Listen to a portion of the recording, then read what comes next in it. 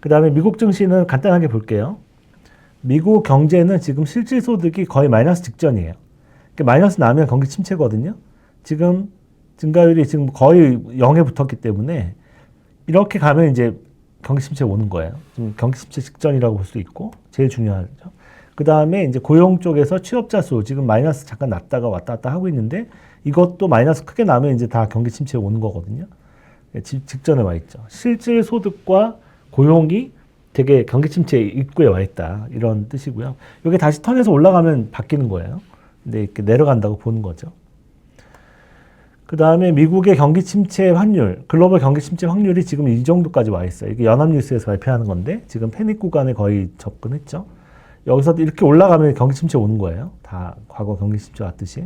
요게 이제 팬데믹 때인데 요게 2022년 막 약세장 왔을 때 이제 그 정도 수준이고 그 정도까지 올라온 거예요. 그러니까 경기 침체로 보면 경기 침체 환율이 거의 60%까지 올라온 거고 이게 여기서부터는 이제 본격적으로 치고 올라가면 경기 침체가 확 눈에 보이는 거거든요. 이것도 목전에 와 있는 거죠.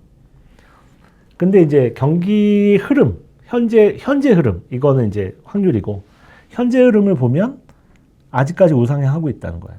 이게 이렇게 꺾여야지 경기 침체가 오는 건데, 아직까지는 우상향하고 있다. 그러니까 미국의 아주 팟하게 이제 경기 흐름을 이렇게 지표를 모아서 인디케이터 만들어 본다면 아직까지는 경기가 우상향하고 있다는 거예요. 그러니까 주식이 버티고 있는 거죠. 근데 이제 미국은 특징이 주식이 먼저 꺾이고 경기 침체 올 것 같아. 주식이 먼저 확 빠지고 주식 빠진 것 때문에 소비가 줄고 소비가 줄어서 경기 침체가 오는 경우가 되게 많아요.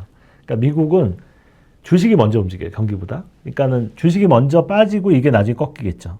이렇게 꺾일 때 이미 이게 꺾이는 게 확인되면 주식은 많이 빠져 있어요. 그래서 그런 건 이제 참고해서 꼭 아셔야 되고 요게 먼저 확인되진 않는다. 그러니까 주식이 먼저 빠지기 때문에 참고해서 보는 거지. 그냥 경기 침체가 왔나 안 왔나만 보는 거지.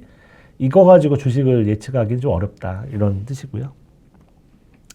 그 다음에 이제 주식을 예측할 때는 뭐가 더 중요하냐면 이게 심리가 더 중요하고 요런 심리 보시면 여기까지 올라와 있잖아요. 이게 그 2년 전 대비해서 그러니까 2년 YY로 그 신용 증가율이거든요. 그러니까 사람들이 빚을 내서 얼마나 투자를 하고 있느냐. 신용 잔고 증가율인데 이 증가율 중에 여기까지 올라왔어요. 여기까지. 과거에도 이 정도 수준이면 2000년 IT 버블 때 여기까지 올라온 거 말고는 거의 고점이거든요. 이 정도면. 이 고점에 올라왔다가 부러지면 다 약세장이 온 거란 말이에요. 이게. 그러니까 대중이 그만큼 유포리아 단계라고 하는데 여기는 유포리아 단계라고 하거든요. 이 범위를. 유포리아까지 온 거예요. 그러니까 너무 낙관적인 거죠. 그러니까 실제로 작년 연말에 미국의 IB들 그 2026년 주식 전망을 하잖아요. 그 기관마다. 처음으로 최근 한 10년 동안 처음 본 것 같아요. 모든 기관이 다 낙관적이었어요. 그러니까 미국 증시가 빠진다고 전망한 데가 한 군데도 없더라고요. 그래서 이게 기관들을 봤을 때도 유포리아 단계구나. 그래서 오히려 더 불안하더라고요. 그래서 요게 여기까지 올라왔다. 사실은 이때 기회고요. 매수할 기회고 요때는 매도할 기회거든요. 사실은. 요 범위 안으로 들어오면 매수할 기회.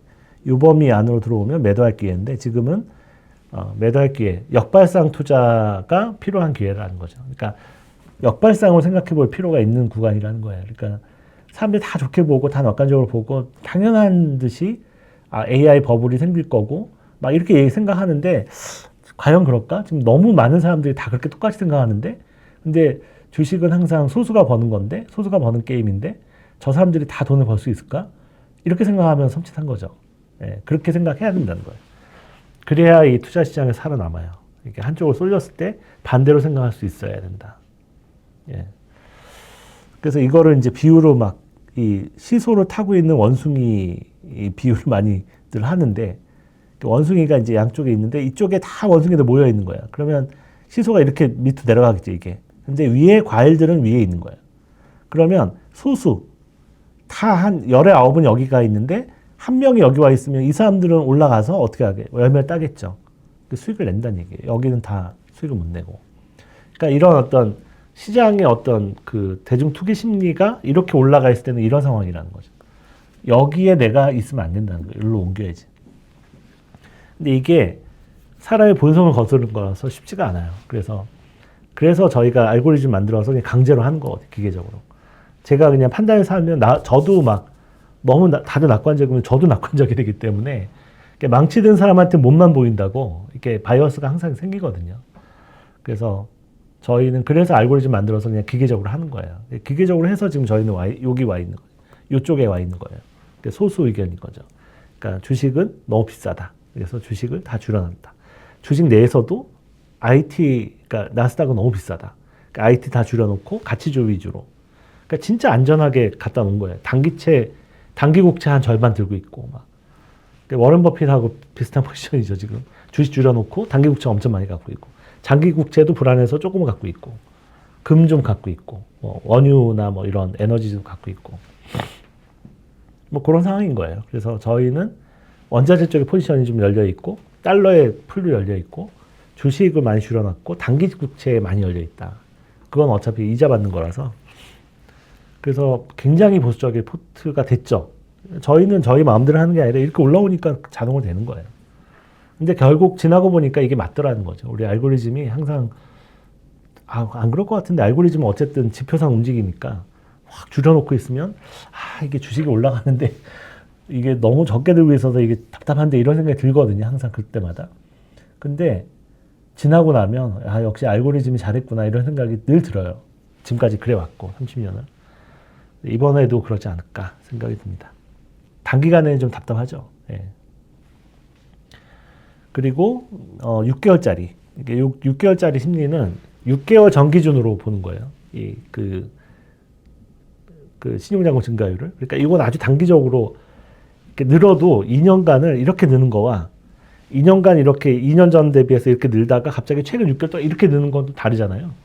그러니까 최근 6개월만 측정한 거예요. 이 정도까지 올라왔어요. 과거랑 비교를 해보면 정말 단기적으로도 엄청 빠르게 늘고 있죠. 여기서부터 여기까지 한 방에 늘었으니까. 이거는 단기적으로도 과열되고 있다는 거예요. 심리가. 그러니까 2년짜리 보는 것도 여기 와 있고 6개월짜리가 만약에 여기 와 있으면 조금 더 갈 수도 있겠죠. 근데 6개월짜리도 여기 와 있으면 진짜 이렇게 임박했다고 볼 수 있는 거예요. 그러니까 시장이 꺾이는 게 임박했다. 이 정도 수준이면 한 3개월, 4개월? 많이 남아야 3, 4개월 정도 볼 수 있는, 그냥 냉정하게 이번에 다를 수도 있지만, 근데 이번엔 다를 거다라는 게 가장 안 좋은 격언이거든요. 주식 투자에서는. 그러니까 이렇게 보면 한 2, 3개월 많이 남아야, 그러니까 올 봄 정도까지 장이 안 빠지고 유지되면 신기한 거다 이렇게 볼 수 있는 거죠. 뭐 당장 여기서 부러질 수도 있고.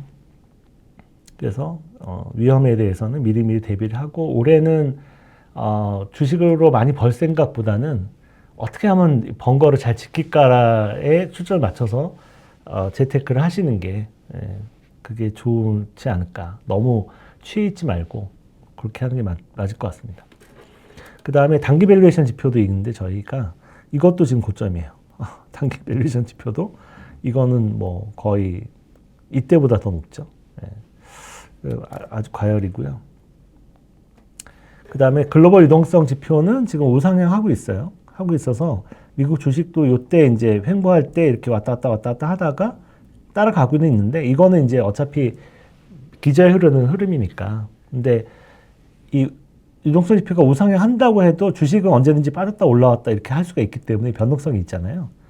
변동성이 있는 거라서 이때도 보시면 올라가는데 변동성 크게 나오잖아요. 그러니까 이런 게 올 수 있다. 뭐 이런 거고요. 참고삼아 보는 거예요.